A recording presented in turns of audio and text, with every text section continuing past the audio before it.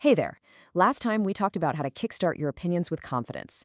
But, a great opinion needs some backup, some real proof. So today, we're going to learn how to find that proof right in the text and use it to make your arguments totally unstoppable. Let's dive in. So, are you ready to learn how to use the author's own words to make your points completely convincing? Honestly, this is the secret weapon to show that you really truly get what you've read. Let's get to it. Here's our game plan for today. We'll start with why quotes are so important. Then we'll get into 4 essential methods and 1 advanced trick. After that, a quick checklist, a little practice round, and then we'll wrap up. By the end of this, trust me, you'll be a quoting pro.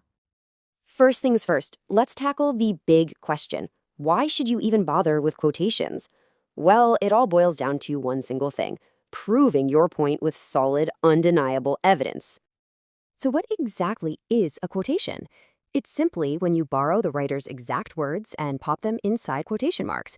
This is so important because it shows your opinion isn't just something you made up.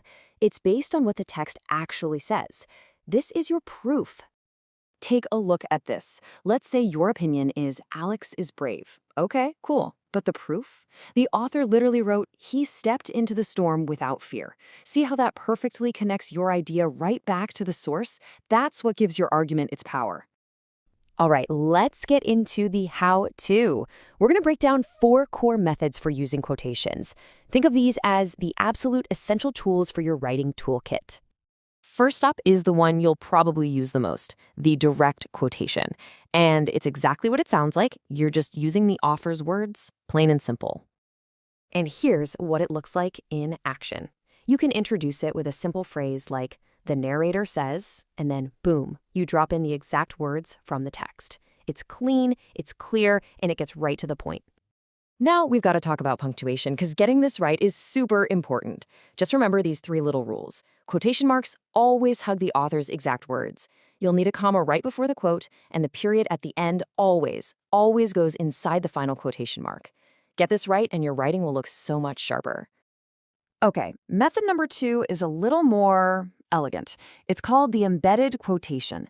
Think of it like you're weaving the author's words right into the fabric of your own sentences, so it all flows together. See how smooth that sounds?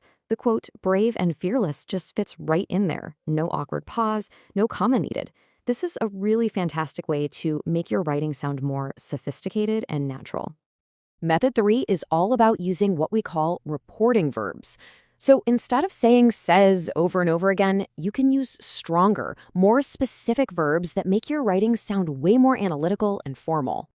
So instead of a simple says, try words like describes, explains, argues, or suggests. Notice how using the word describes here just makes the whole sentence feel more confident and academic? Yeah, it's a small change that makes a huge difference. Now, this next one is a real game changer. Method 4 is the quotation sandwich, or as you might have heard it, the PEE method. This isn't just a way to use a quote. It's a complete formula for building a super strong, well-supported paragraph. It's a really simple 3-step recipe. First, you make your point. Second, you back it up with evidence. That's your quote. And third, and this is the most important part, you explain how that evidence actually proves your point. Point, evidence, explain. Follow that structure and your arguments will be rock solid every time. If you follow this structure, your arguments will be rock solid every single time. Let's look at a full sandwich here. The point is, Alex is brave because he never gives up. Then comes the evidence. The author writes, he stepped into the storm without fear. And you finish it off with the explanation. This shows his determination and courage. See how it all fits together? Okay, you ready to level up? Sometimes you've got a longer chunk of text that you really need to use. For those moments, there's a special tool called the block quotation. Now, just look at the way this is formatted. When a quote is longer than, say, 3 or 4 lines, you set it apart by indenting it as a separate block. But wait, look closely. What's missing? That's right, no quotation marks. The indented format itself is the signal to the reader that it's a quote. So here are the rules in a nutshell. Use it for longer quotes, indent the whole thing, ditch the quotation marks, and introduce it with a colon. But a quick word of warning, don't overuse this. It's really only for those times when every single word in that long passage is absolutely essential to making your point. Wow, we have covered a lot. So, before we jump into practice, let's run through a quick checklist. This will help you make sure you're using quotes like a total pro. Every single time you use a quote, just ask yourself these 4 quick questions. 1. Are my quotation marks right? 2. Did I introduce it smoothly? 3. Did I actually explain why it's important? And 4. Is all my punctuation perfect? If you can say yes to all 4, you are golden. Okay, knowing the rules is one thing, but practice is where the real learning happens. So, now it's your turn to apply what we've just talked about. She smiled even when the road was tough.